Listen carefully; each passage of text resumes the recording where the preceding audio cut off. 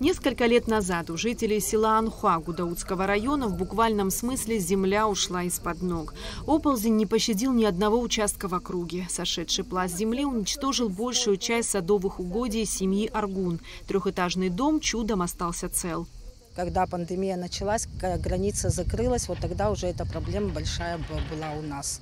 Оно все больше и больше шло наверх. Вот вы видите, там у нас ворота стояли, ворота упали.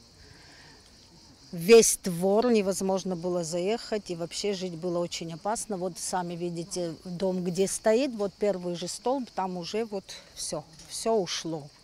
Чудом дом остановили, успели, вот эту стену сделали опорную.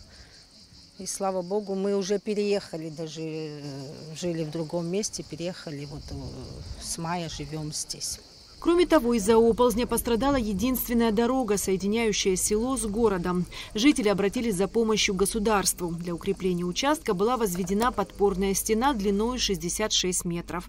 Работы велись в течение полугода. К сожалению, здесь майкопские глины, там вода не просачивается.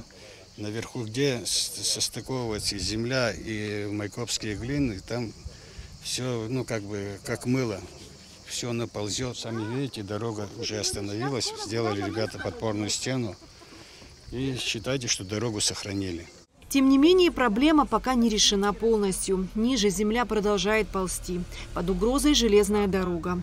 Поэтому было решено построить временную подпорную конструкцию и отслеживать дальнейший процесс. Я, насколько знаю, проектировщики уже разработали и временную конструкцию, чтобы его хоть задержать. И потом смотреть и за ними, как себя поведет, и проводить изыскания.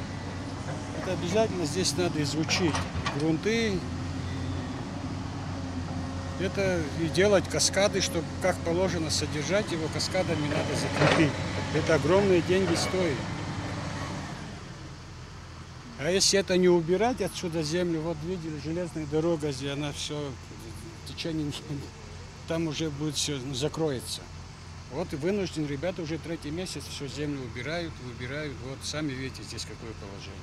Всего оползень, сошедший в селе Анхуа, затронул 6 домов. Некоторым семьям пришлось переехать. Жители надеются, что все же смогут вернуться в свои дома.